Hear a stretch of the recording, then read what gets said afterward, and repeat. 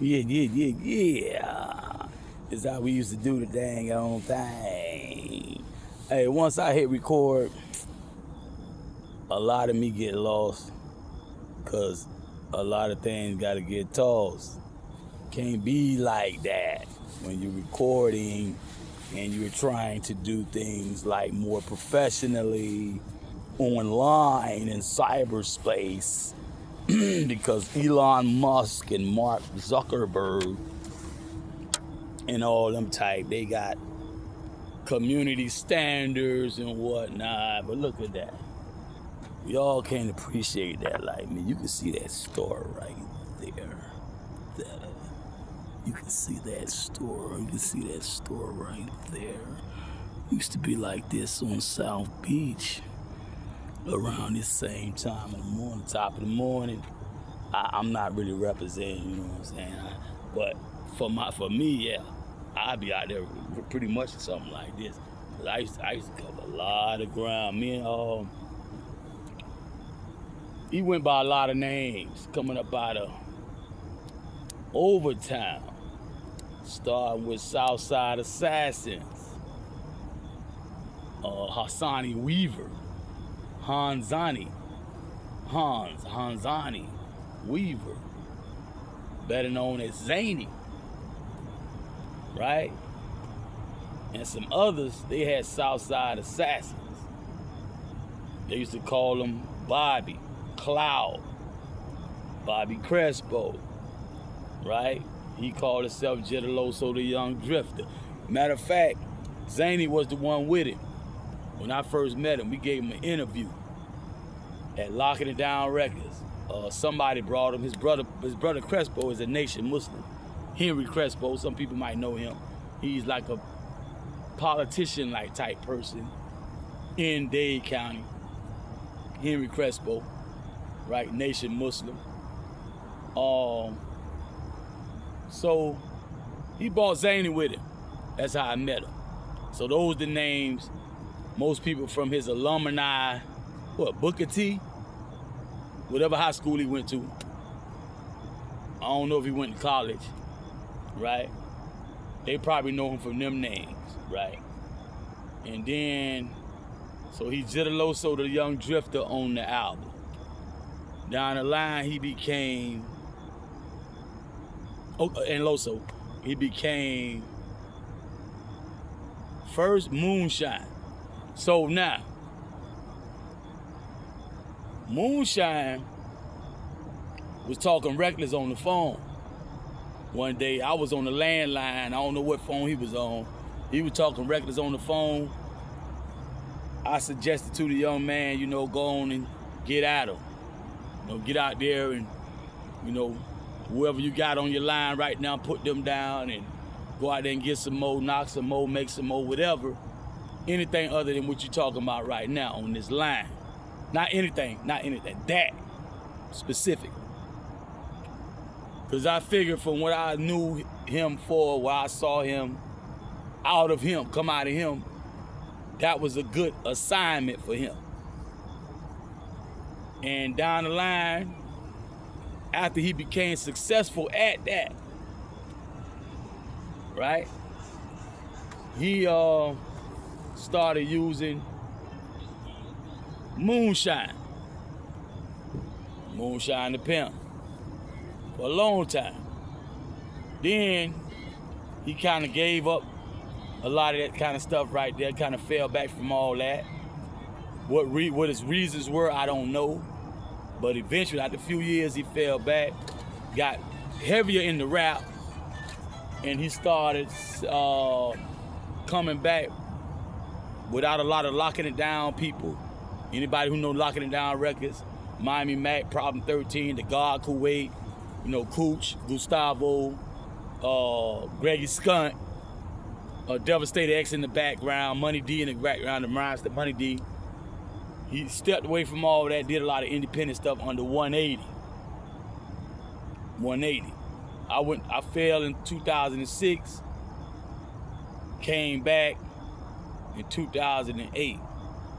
And by then, 180 was full blown and strong. He had just came off a long stint of pushing Ball Greasy. A lot of people had known Ball Greasy back then, but they were just getting to know him outside of whatever circle already knew him. Within Dade County, whatever he was doing outside of Dade County, by 2008, I came back in October. So he was lacing me up on some latest and greatest, and him doing some work with Ball Greasy as far as like pretty much groundwork, behind the scenes work, what he was doing. Not so much on the microphone and on production, but like things an artist need for a team to do. And we were just coming out the old days too. The old day, putting posters up and flyers, passing flyers out, passing out your CD, hand-to-hand combat. That's old day. Radio drops, getting on the radio, all that kind of stuff. So it was an old school grind. And yeah, the club DJs. The club DJ, we had a lot of underground radio still. The old fashioned with the antenna by wherever you're gonna hide the antenna at. A real radio antenna, like WDR, like type antenna. So back then, 2008, but I said all that to say, talking about the young drifter. Oh yeah, that's why. Me, I pulled up out the streets because Wise God Born Supreme and myself, we collab on a radio, well, supposed to be underground radio. I didn't say that wrong, that was right. Supposed to have an underground radio. We never really did that, but that was in the recipe. Radio, a club that allows teenagers in, so we don't have to worry about liquor license, having liquor and all that. Because a lot of times you don't want to mix the liquor license club with the teenage crowd. That's a recipe for a disaster. So the radio, the club, recording studio, and the club also doubles as a venue to put on our own shows if we start having a problem opening for big name acts at the American Airlines Arena and all this place, especially getting paid. Well, we run our own club, but we charge at the door all the time, no matter who's performing, right? No matter who's DJing. If you want to come inside, you pay at the door. So Wise God Born Supreme and myself, we began that just as 99 went out, 2000 came in, we working on it. Wise God gave the green light, but he's just one man. All I had was talent and inside information, insight on how we should do what I'm saying we do.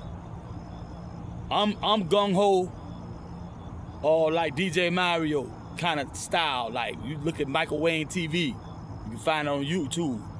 Michael Wayne TV. They talk about DJ Mario a lot because in Bronzeville area, he was one of the first hip-hop DJs that they know. Stan, Green Eye Stan and all them. Black Spades and all them. Now, that flavor of so-called hip-hop is really what carried on from the 70s into the 80s, well into the 90s, when we ran everything. If you had a club, or wherever you want to be at, and it was less restrictions back then. You could have a party at your house. A lot of people in the neighborhood, they'll be like this. They won't be like that. They'll be like this, be supportive. Money to be made, selling tapes, cassette tapes. Before CDs even came out, it wasn't even compact disc. A million years away from USB drive and all that jive. Cassette tape. You can have like a little stage area with the rappers on the mic. If you're smart, you record that because you can sell that. But the rappers live, house party like type jive, rocking. They might battle, they might just pass the mic, whatever. Right? This is the type of stuff Soul Messiah, DJ Mac, better known as Mac 10 and Miami Mac. He was DJ Mac back then, DJ Icy Ice, Bernard Mitchell, DJ Reggie Redd from Philly, Black Chuck from Philly, Big D from the Bronx, and a whole lot of other people, right? We had Durkee, Ronald Foster, popping and locking and all that. Ronald Foster dance, all type of different dance styles, not just hip hop, right? Ronald Foster. You had a whole lot of people in that so-called hip hop craze explosion that came out in Atlanta. So from all that, behind the scenes, definitely watching Mac, Icy Ice, and all them do their thing, hearing about Luke in Miami, coming down to Miami, and hearing firsthand a lot of people who had been to Luke Records while Luke had Anquette out there and the One Love and all them early groups. 2 Live, of course, right? Hearing about behind the scenes what people are going through with the industry. People like Triple M, Funky Ford, Pure Funk, Bo the Lover, and all them. All these groups that got something going on, I'm picking up. So come 2000, when I'm in Wise God Born Supreme Faith, like I always like to say, and why I hesitate to even go to litigation in a courtroom setting between Wise God and myself, because I approached Wise God like 15 years in the game. I got 15 years of experience in the game, right? And what Wise God did, for 15 years I've been trying to do it. Even on a smaller scale, 2 turntables, DJ set up in a recorder, cassette tape. Start there. I couldn't get that, right? Except one time with one person who went on to make Explicit Entertainment, right? That's a record label. Explicit Entertainment. They're known for one main song, and that's Isley Brothers track was used, sample. I Always Come Back to You, something like that. I forgot the exact title. And they had Atlanta is Back to You, something like that, or Voyage to Atlanta. So that person, it was 2 men rapping. One of them guys is the one we both started. Back then he wanted to be called Bad Seeds. Ain't hardly nobody out at the time. This 91. Hardly nobody that lasted long and made a big impression on the industry, especially that so-called, we call it reality rap. The ones who started it call it reality rap. I think O'Shea Jackson is the one that has been accredited with coining the term reality rap versus what they call gangster rap. Ice Cube, O'Shea Jackson wants to call it reality rap. So Brad Jordan and all the real heavy hitters who in the beginning of the forefront of wax, record deal signing and distribution, and you and Sam Goodies and Turtles Records and all those guys, front line, they want to call it reality rap. I'm gonna call it that, because these are my senseis when it comes to that category. I'm also in the category of lyrical, so-called East Coast or tri-state area, when you lyricists, right? Those are my senseis too, and of course everybody that came before that, because I was always hearing it. And my brother Mac 10, he became a DJ early in the game, way early in the game. So of course, all the old school was like, once the records was in the house and you could actually deal with them, touch them and play them, definitely. Funky 4+1, all that kind of stuff. Treacherous 3, all that kind of stuff, right? Because our aunts and uncles and neighbors, they wouldn't let us touch the funk, the soul, the jazz, whatever. Gospel, nothing. Because they knew we wanted to. Even though we told them we wouldn't do that, they didn't trust us. So Mac had to go out and buy Jive and come across, he hooked up with Soul Messiah, Atlanta chapter of Zulu Nation and all that. So now fast forward to what I was talking about. Y'all can't really appreciate it like I can. But this is dawn. And it's kind of reddish too, like red dawn. Yeah. So anyway, we used to be out there. 180 had become very, he was pretty young. I forgot how much younger he is than me. But in 2000, I'm about 27. Gotta be. Right? Yeah, I graduated in 91 at 18. I should be 27. Right? In 2000. He's younger than me. So he had less patience.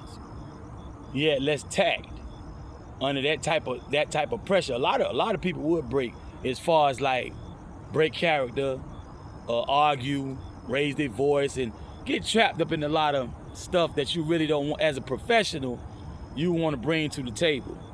Especially when you got guys playing themselves out. And I used to try to talk to him about that, about how he actually came and helped the problematic people by being a problematic person himself, because his argument was really my argument, but he was not going about it the right way, so the problematic people would just stand back and watch him get the tongue lashing, right? He's the new guy, he's the young guy, he's seeming like all out of sorts, and they feel like, well, this is the emergency situation right here, we got to calm him down first. So now these guys get off the hook again, and by the time they finish with that little row, ain't nobody going in on the producers who basically got a free ride. You know, we had 24-hour access. Most people had keys except for like probably Jitaloso. I think Kuwait had a key. He was from out of town. He from Texas, from Houston, right? Up on the South Park Coalition, right? South Acres Food, right? That's how I know about this. That's how I know about this. That's the God Kuwait Sherman Fisher, right? So he really could have helped me a lot on my jive, and everybody else who would have came along, like Wartype, Tabe Hound before he passed away, may he rest in peace. He could have helped me a lot if he'd have played the cards like I told him to play it. You know, silent tongue, listening ear. Because if you didn't have the Loso problem, which made problem number 2, that left one problem, which is mainly problem 13. He was the first one that came and said that he would go along with our business plan. Okay? If he would have did that wholeheartedly, a lot of his supposed fears would not exist. Because all we had to do was work on, if you're afraid that we're going to milk you of your product, which is producing beats, for me, and run off with an album for me, what you do is every time you make one beat for me, you make one for yourself. As other artists come along, you make one. That way you can always have a portfolio of other artists ready to take off just as strong as me. It's just that the CFOs, where the only money coming from, Ed Poe, Dexter Wilson, Wise God, the CFOs, they gonna push Red Dawn first, like they told you when you first came. But what you have is an arsenal to do what you want to do. And that was an agreement from the, nobody is oblivious to this agreement, that whatever you produced is yours. Wasn't no pimping up in there. Wasn't no emasculation up in there. We were uplifting the community. Every last one of them CFOs I named is a nation booster. I myself was born into the nation. I didn't register in. I didn't swear in. I was born in. And I walked a walk my entire life that forced them out of their own heart and own mind to treat me as if I was in line, in rank, because of the way I carry myself. In life, period. Not just in that little building, Mars 29, right? In life, period. So now, anyway, back to Loso. Loso's so mad now, supposedly, he's so mad, he want to hurt Sal. And I'm trying to figure this out, because it ain't really Sal, it's really P13. That's the real problem. And I told him when he first got it, just like I told Kuwait. Kuwait found at that same time period when Gonzalez gave me that phony charge at Winn-Dixie. It's Fresco down. Winn-Dixie, right? I got a phony charge from Officer Gonzalez, City Miami Police. You rewind that time period, because when I got out, he was gone. I think Devastating Legend was there. We made some of the best music, Locking It Down had seen. Yeah, because we didn't record For Life yet. I had been wrote For Life in South Florida Reception Center, 1996, 97. But now, me and Kuwait made new music. Kuwait tried me. Because what he was trying to do was trying to figure out chinks in my armor, how he could show Anthony, well, you need a nigga like me, because that nigga ain't really all that. He don't really rap that well, wah. So he tried me on Off the Dome. In hip hop, you got freestyle, you got Off the Dome. Freestyle can come from any source, as long as it flows, right? To the beat. You can write it, you can bite it, you can off the dome it. That's freestyle. A lot of times it's a mixture. Off the dome is strictly off the dome. No biting, no writing. Reciting right now, heighten, raise up the the vibration.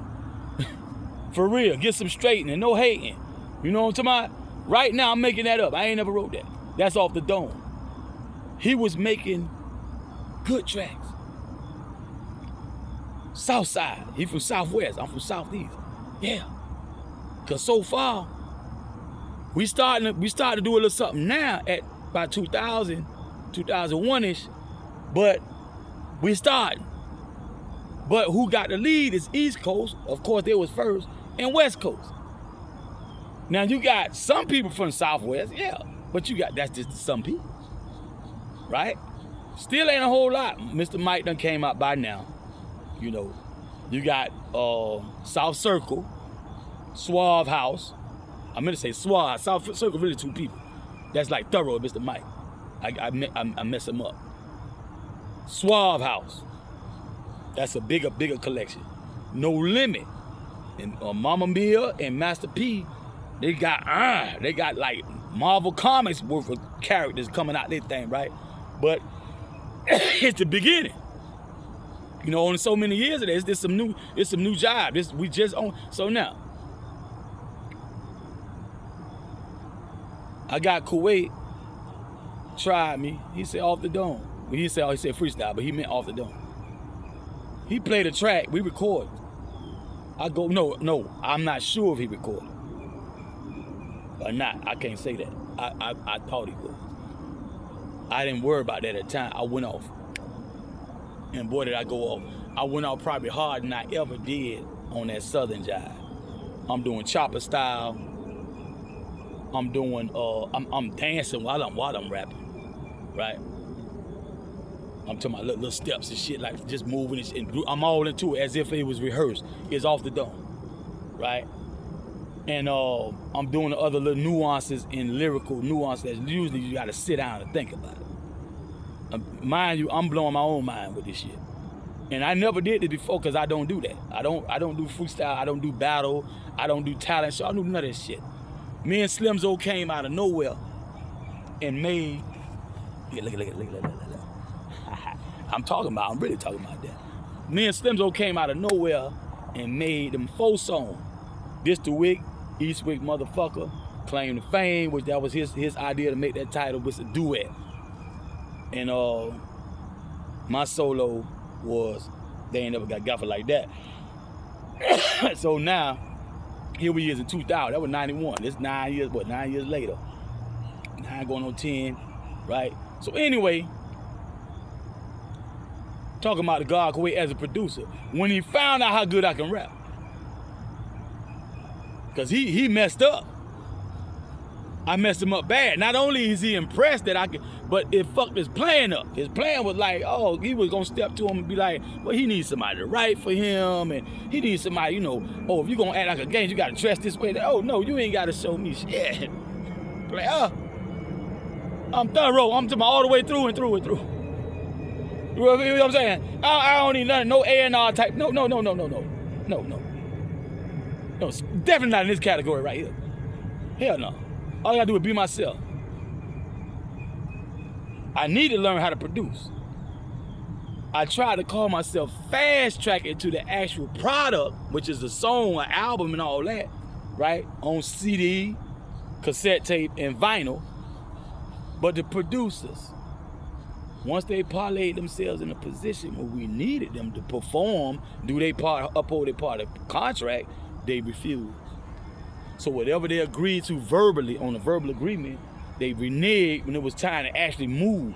Fruit on the move. Sal, Ed Poe, Dexter Witt, we never had a cash problem. what happened when they found out, producers, when they found that they could get what they got, they stopped, Purdue started making more demands. And guess what? The CFOs did that. They flew Janelle back home for Isis and Elijah. They flew Kuwait back home. They sent money home for all this stuff they doing. They sent money for Problem 13,000 children and his wife, Sister Tanya, and all that. They did everything. We still didn't get the production, right? Problem 13 stepped up with the idea about Southern affiliate. Eventually, you're gonna step up with the idea about Southern affiliate, right? If I'm not mistaken, all that happened. Yeah, I'm sure did. Got to be. Yeah. All this happened before Miami Mac got here. God damn, a lot of stuff happened. Things were moving fast though. Yeah. Miami Mac ain't even here yet. So one day, throw this in there. One day, I stepped the problem. I told him, make a dance song. Right? Nothing is like I intended it to be, because once they gave me so many problems, I got to start holding back. Because you got to mind, these are artists. They will steal ideas and all that. So I'm talking less. And they businessmen too. They're still business ideas. So they got the blueprint. Wise God got the blueprint. We kind of got it set up. I ain't hardly saying no more. What they do know, that's the assignment. They ain't got that right. I ain't saying no more. No more ideas around these niggas, because I ain't give them the business plan. Wise God got the business plan. So now, I'm just looking at performance. So I tell him, make a song. He's the producer. We got to have a track first before we can go in the booth and record. Make a dance song. Right? And he was like, nah, man, I don't do that shit, man. We talking about 135 beat per minute. Miami water bass, down south shit. You know what I'm saying? That old, you need your dick in your life. Come on, something high that you can put in the mix, because in the clubs, they still got the R&B in rotation, and they still got 135 beats per minute rotation too. But the gangster done took over. It's more gangster than anything, right? In a strip club in Miami. I don't know about Atlanta, because I ain't going up there no more. Right now, I'm down here doing my damn thing, right? All I needed was a call from Atlanta for them to say certain things. All I needed was a little something. They ain't want to give me that, so I'm like, well, I gotta get out the mud down here. You can't give me that. I sure ain't finna come up there and start all over. I had a lot of momentum down here, a lot of motion down here, right? Yeah. Nard Baby Boy Walker was out there. I had just left.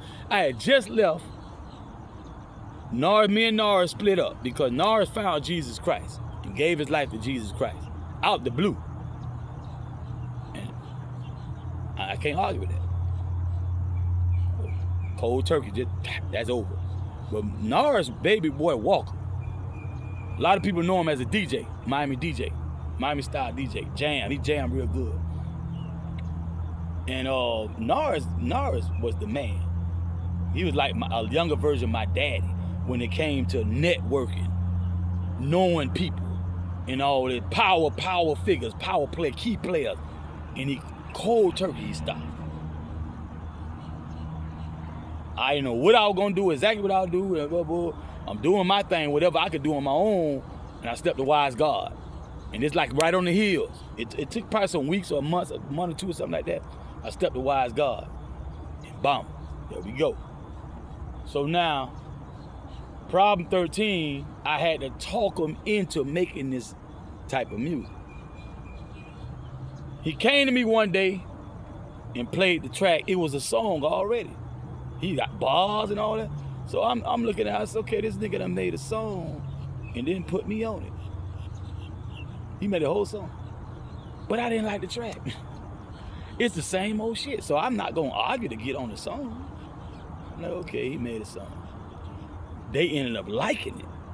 The CFO. I know Miami, Miami like, girl say that laffy taffy, that laffy taffy. They like stuff like that. They like the Barney song, I love you, you. So they probably like that job for the kids and the girls and the older folk who don't like all that cussing and stuff. So I was like, well, if y'all wanna put that on the list or whatever, woo, woo, woo, you know, go ahead. I'm thinking he gonna make more than just, he ain't make no more. That's his bad. So anyway, now Loso, fast forward, got it so me following him. I went out there one time when he wasn't on it like that. He was on some other shit out there. Cause that's his little playground. He was on some other shit. Wild shit, fighting and all kind of shit, all crazy shit, right? And I was out there with him. It was hoes down. Bad bitches down. And they like fishnet outfits with nothing under it. Fishnet, high heels, hair laid, right? Mani petty, fishnet outfit with nothing under. Skirts coming across here. You can see like this much of the bottom of the you know what. Might be some G-string on, might be some pants, might not be nothing. I'm talking about ocean, a sea of this in every direction. We about on Collins, I think that night. Not too far from 5th Street in Collins. And it's P's dressed a lot like G's, just a lot of them, not all of them, a lot of them just like a G would dress, just ain't trying to impress nobody. T-shirt, khaki, some fresh kicks, kind of like dress, like ball cap, something like fresh cut, fresh tape kind of thing. Might have a watch on or something, might have a ring or something, like might have a piece of chain. A lot of them got knots. Not all of them, a lot of them got knots and counting money. Game down. Right? P's up, hoes down. I'm talking about, and see the thing about South Beach, that was my last area that I ever really went to. And I was about 30 years old. Cause all my dogs, that's the Miami-based crowd. Most of them, they the Miami-based crowd or the strip club crowd. They like strip club, they like anywhere with DJ set up. They like the big holidays, all the major holidays, Martin Luther King, Labor Day, Memorial Day, big holiday, Christmas and all that. Ain't gonna be something in the hood. The way Miami was, you didn't have to leave the hood. That's how Miami was. But if you in the hood, you in Miami. Brown Sub, Little Haiti, Liberty City, what they start calling Robin Hood, Opelika, Carol City, all that. See, that's you in the hood, right? But South Beach, we used to do Harlover Beach. They do Vero Beach, they go murder, they go out of town to be Far Beach and stuff like that, right? Key Biscayne, something like that.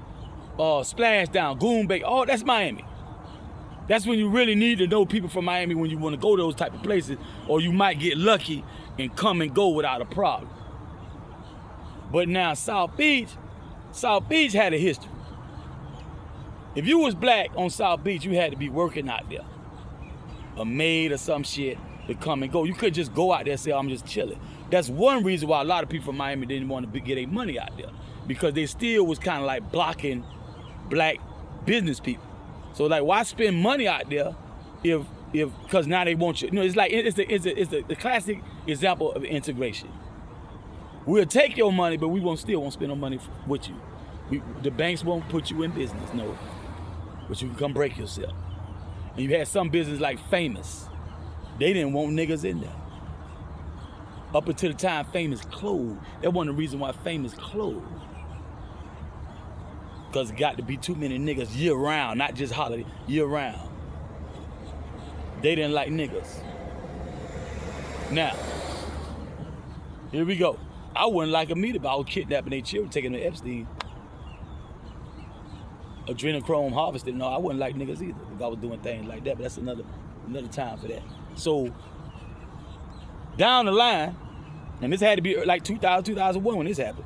Because like I say, he on another trip, right?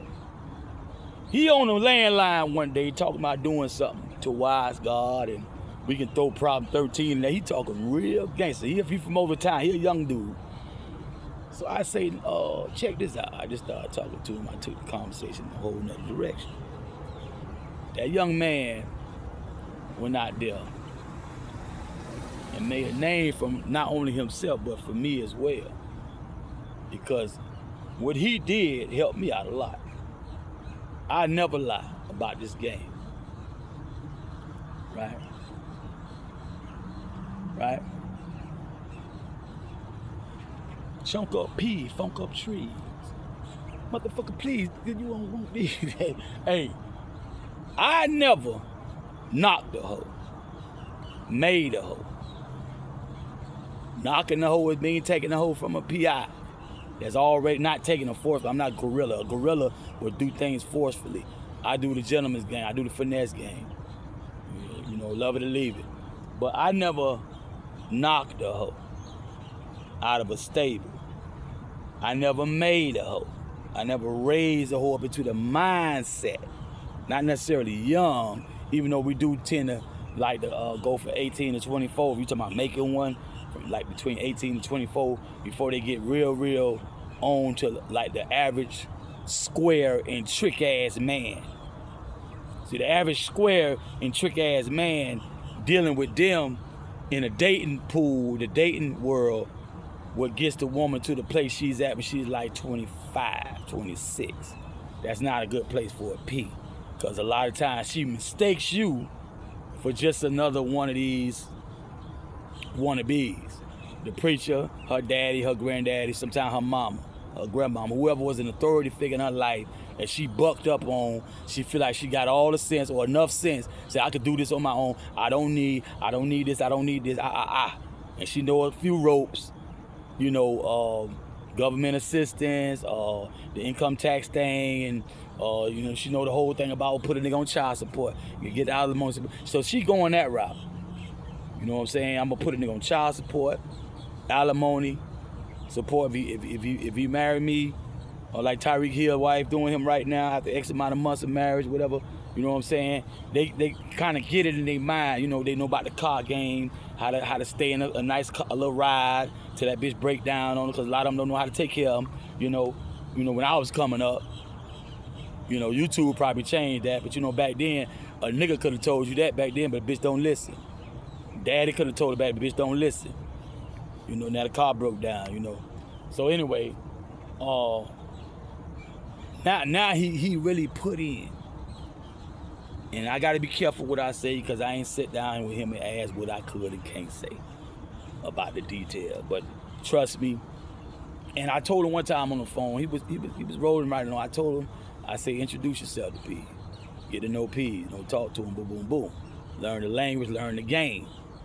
Right? Any game you get in, whether it's boxing, martial art, even with the PI, always find somebody that's doing it, especially if they're doing it better than you. They got a saying, if you're the smartest person in the room, you're in the wrong room. So he took my advice, and after that, but no, actually before that, I came to visit him a few times. I messed around and came up on a car. I got a black Mitsubishi. And if I remember correctly, I hadn't really got out there with him that much since me and him in Kuwait went out there. I had the Mitsubishi for a while. I was trying to do my own thing, trying to do this and that. But around that time is when I started. No, I'm lying. I had been out there. Because that green Buick he had. That green Buick. Yeah, I had been out there. Just not constant. Because I'm doing the record company. I'm really with the record company. And most of the information I'm getting in the beginning is like it's going to the song. I'm putting the song. I don't write without music, so it's going in my head, actually.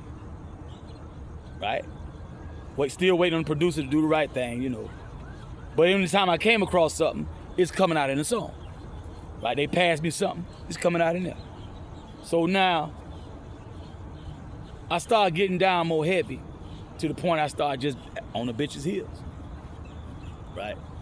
And this would inspire me to just even come up here and talk about this, because a lot of times we'll be out there, J-Baby, Mississippi J-Baby. If he ain't Alabama, he Mississippi J-Baby with the drop Jerry Curl, right? King Chill, King Confit, and a whole lot of other them. We out there, man, just mobbed up over there by Deuce Bar. That's like 13 to 14, something like that, between Washington and Collins, right? One of the spots, one of the main spots. we'll be at when it's getting about like this, right? Everybody coming to work who go work in the morning, a lot of late night goers and whatnot coming from last night and early morning when it was dark. They just not dragging on in or getting a cup of coffee. All them 24-hour players and 72-hour players, they getting their coffee and whatever they doing, right? And we just mobbed up out there, you know. It's a science to it, but I ain't gonna get down into it. If you won, you won. If you know, you know. It's a science just that right there. I'm up to the sunrise, before the sunrise, right? Yeah, it's a science to that. So we've been out all night. You know, a lot of us will get down. You know, we gotta juggle a lot of things. A lot of us, especially kind of young, and you ain't really been doing this long and all this. You juggling a lot of things, and we'll get down probably about 12, 1 o'clock. On our feet, standing up by the Deuce Bar somewhere. Wet Willie's somewhere. And we just be doing our thing. We go to the clubs, we go to the bars, you know, patronize, you know, because Vice watching, Homicide, everybody, all the other divisions, they watching. And if you're not in your car, you're not in your hotel if you got one, and you ain't doing beach goer stuff, it's like, soon they gonna call it loitering, if anything. And if they rush you and they talking about loitering and prowling, a lot of times they'll take that initiative and say, well, I'm gonna put you under, you know, detainment right now, and I'm gonna do a search. You can fight it, you can, hey, you know, but then they might come violate your rights and do it. You know, so player, you know what I'm saying? Deuce Bar wouldn't let us come out there with the drink. So you gotta go inside and have your little drink in a Deuce Bar, but at least you did that. So if you tell them that's what you did and you about to go have another one or whatever, or you don't want to get drunk driving, you got X amount of alcohol, at least the bartender can say, oh yeah, and he tipped me such and such.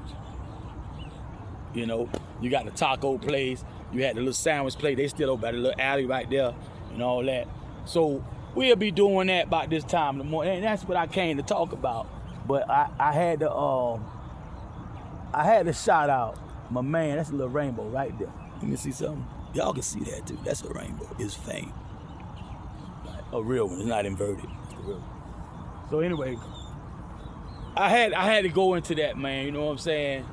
About your boy, because man, that's like being a ranking military officer and you send somebody like a Green Beret or something, but he ain't never did this mission before, right? He ain't did this type of stuff. He like doing something that's out of his experience.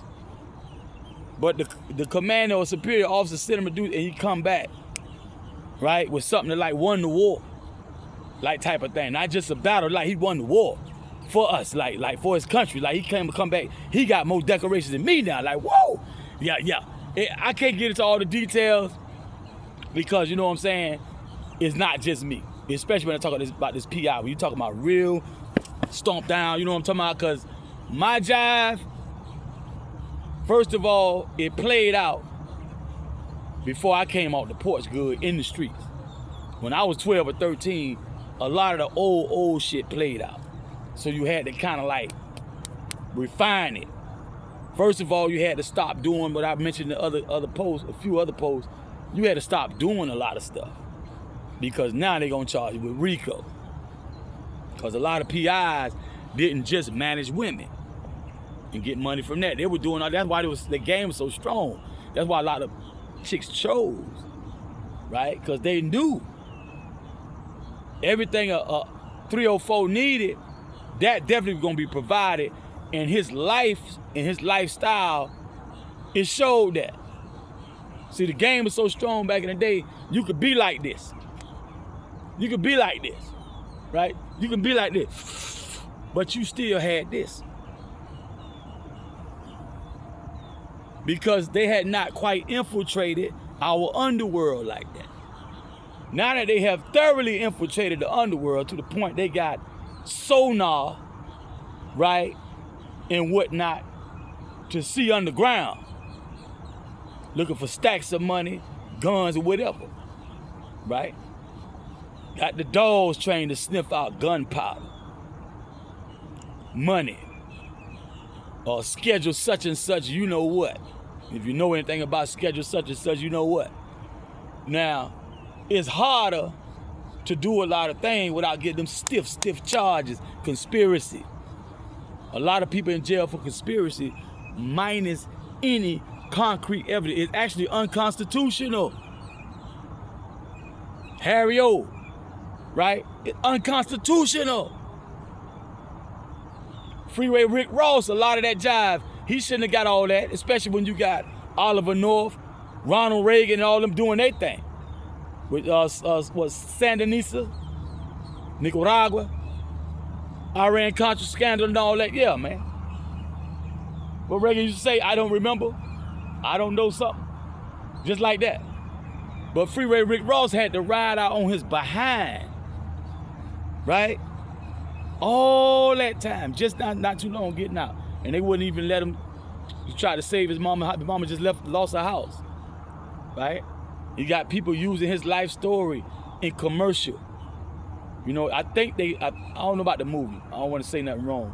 But we all know Rick Ross. Anybody know Rick Ross, the rapper from Miami? By way of something, he really somebody said Mississippi, Alabama, something. But he got here and was here a long time in his youth, became a correctional officer, got with Slip and Slide, Po' Boy, Slip and Slide, then he got with like Def Jam. He ain't looked back since. So he tried to sue him for use of his name like that. They took my job. I think that was one of my lives they took down. And I was going off on their behind about that. That was wrong for that, man. And they wouldn't let him. Not only did he not win, they charged him. I think that was in the state of Florida.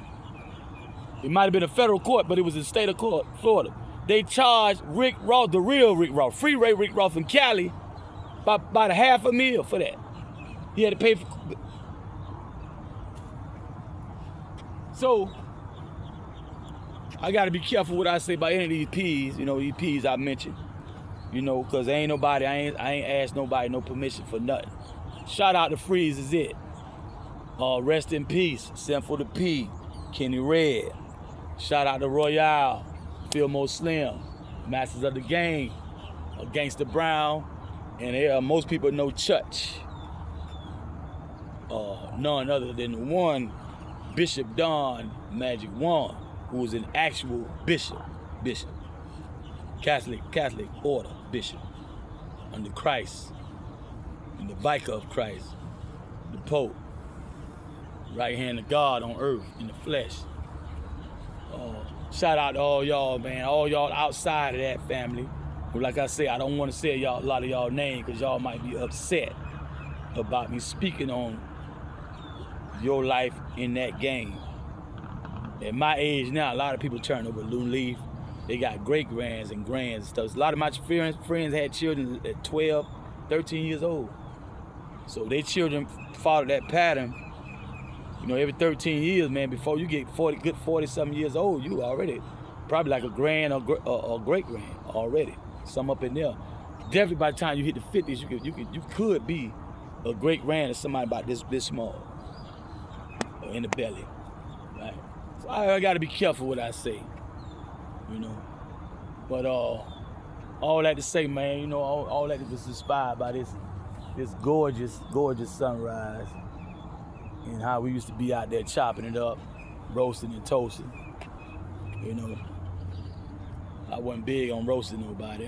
I ain't never been big on talking down on nobody ever.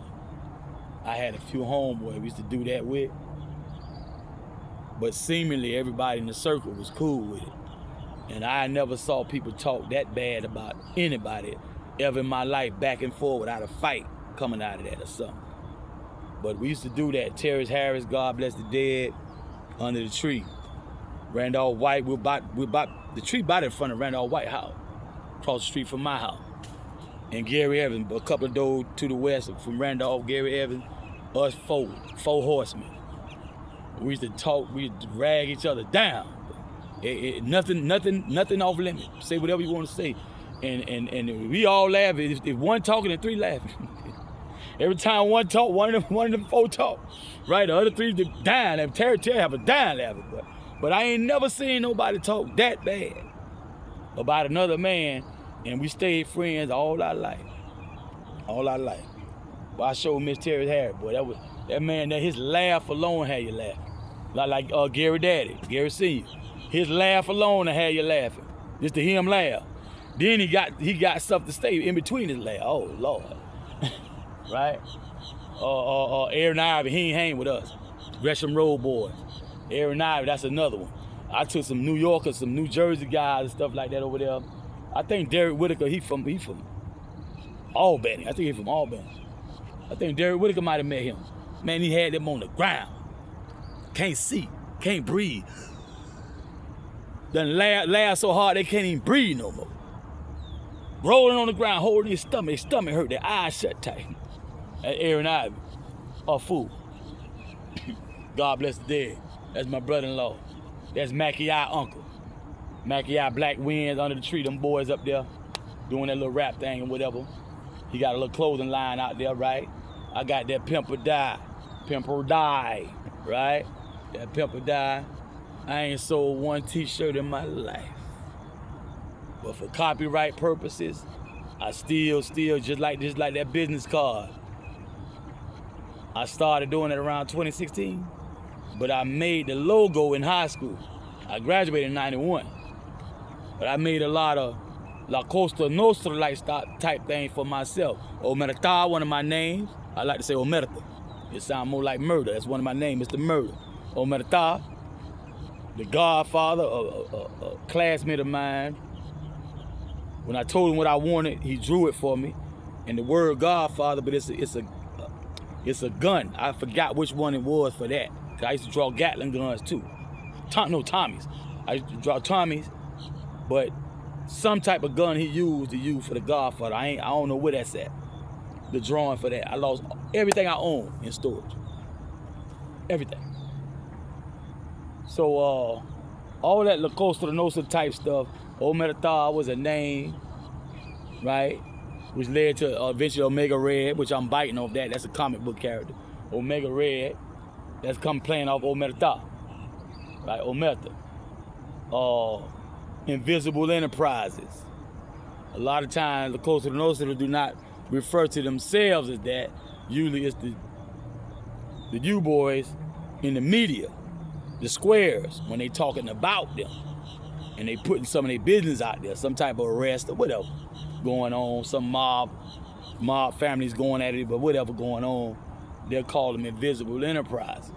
So that was the name of my parent company for anything I would have up under that. Some people came out, some IT people came out with that, but they came after me. So I can win that in the courtroom battle. They can't stop me from using it. It's been in use for me first, right? I got that on my business card. It's a full moon. The I is the bottom foundation of the building, and the E is the skyline building, which you see in the sky. It's shaped like a letter. It looked like a capital E, and it's laid on its back. So the buildings go up this way, right? With the full moon dots the I. It's a capital I, but it's also a lowercase because the full moon dots the I. I made that in high school, right? So all that to say, most of my jive went from street to the mind to the paper. Because in my time, most of the street stuff was over. In Atlanta, niggas used to go through all type of New York gang. Atlanta was busy. You could pickpocket, right? You could shoot dice. You could do 3 cards, right? Sexy Red, get this bitch should keep you fed. Get jacked to the club, I'm jacking all spades. Handland on black, I must get paid, right? You could do that on the street. So when I came off the porch, a lot of that stuff started, not instantly, right? And about the only thing you could still do that was highly risky though, but you could get away with it more and get a knot on the regular, was selling the Liberty Bell. Right? If you know anything about the Liberty Bell, it has a flaw in it. All right, that flaw, you can sell that. Right? And you know, that was selling better than its original form when it was still fluffy and light. Right? So a lot of people who would have been a lot of other things, they focus on that. But I saw through that. That was a passing fad too, phase or whatever. But I kind of dabbled in a little bit, you know, but you have to kind of like, you know, if you don't want to go to jail forever, you know, you can get killed, you can get robbed and all that kind of stuff. So you got to be careful how you move. So my main thing was rap. Taking all this stuff, this garbage now, because they won't let us be great out here, and talk about it, make movies about it, make books about it, right? All that kind of stuff. And that's why I went with it. So during this time, the baller blocking, like I say, it took me a long, because I didn't know these dudes like this. I didn't know industry dudes like that. Dudes had signed and was like active, like album after album, some of them producers, some of them CEOs and whatnot, A&Rs and that type of thing. I didn't know that the ones I knew of, because you see them all the time, I didn't know all that stuff was going on in the background. So I'm finally, the last few years, came to the conclusion to put things together was while I was going through so much problems with the ones I did know, they were really priming me for that. Because a lot like boxing coaches, martial arts coaches and stuff, trainers, they want somebody who gonna get in the ring, win a trophy, get a big name like Iron Mike Tyson, you know, Roy Jones Jr., people like that, TMT, the money team. So you gotta get in there and fight. When they find out you don't wanna fight, as if that's the only thing to train somebody for, to defend themselves. They don't want to put nothing into you, but you need it for no matter what you do. They want you to compete in competition sport. If you're not careful, you setting yourself up to get killed. Because ingrained in you are big mistakes when you're on the street. When you're on the streets, a lot of got to click off, and the street fight got to click on, because you are in the streets. I didn't personally know a lot of those type of trainers. Nobody brought them to me. People right around me knew them. They never took me to the dojo, say, here, meet Dr. Power here. Here, meet Anthony Muhammad. See, Hassan Khalik. You know, no. Sensei Jerry. Grandmaster Herbie Thompson. Sensei, nobody.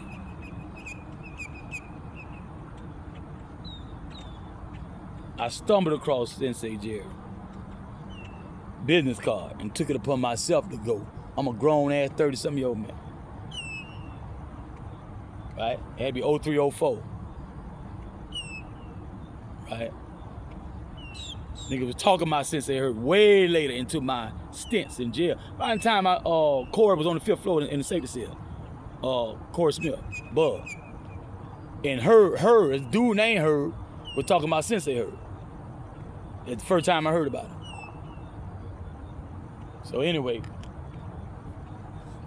messing around with 180, moonshine, Zelle Young Drifter. I ended up meeting a whole lot of pigs. We used to be out there around about the time we'll take off. Just a little bit longer. You know, keeping our grass short to see the snakes in that sucker. Right? They showing up was on it. Right? We ain't talking about I ain't talking about no floozy. Nobody just want a thrill. We talking about nigga trying to rob, steal, and kill. So different little ways we had to deal with all that there. A little small thing. I don't put you up on all the games, especially that right there. That's a cold secret right there. All the rest that I ain't talking about. It's just some basic jive I'm talking about right now. But it gets more, you know, refined and perfected and unique. I ain't speaking on the next man, but I learned some of my game came off the next man. You know, to my one time for Kenny K, right? One time for Slap Rock, right? And all y'all golden gloves out there, silver gloves out there. One time for y'all, especially y'all that contributed to my set, to my fight game. I might do a little something today. I did a little something yesterday, right?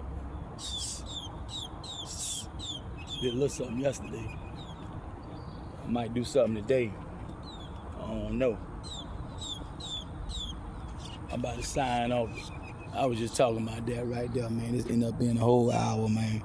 I can't be me on here. I be clowning in real life, but once you hit record, man, it's like your grandmama and mama might well be in the room. And if you got a wife, you got a little daughter, like only 1 year old, you don't want to hear certain things, might as well be in the room, man. I can't be me on the line, man. They gonna flag it, they gonna penalize. I keep it up, they gonna shut my whole thing down, you know what I'm saying? So I can't be a full grown man on the time. You know what I'm talking about? I gotta tone it down and come out and be something like that, man. But y'all out there, you want some help with your lyrics, especially if you want some good production, I can co-produce. When it's finished, it'd be like I produced it, but technically I didn't. I co-produced. Because we need those who got their hands on Pro Tools and yada yada yada, who sit down and do it just like that, right? Like I say, with certain people, I'm blackballed in the industry. With certain people. So a lot of people off the record, I refer them, but I tell them don't say my name, don't say nothing about me, because they might hate on you like they hate on me. But I'm well connected. You know what I'm saying? So you get at me, writing for novels, autobiography, biography, you know, movies, the script, screenplay script for the music video, all that type of job, yeah. You know, modern dance. It's a whole lot of stuff, man. You know, y'all get at me. If you're really interested, you know, fashion design, you really interested, get at me. We'll chop it up. We'll see if we can go from there.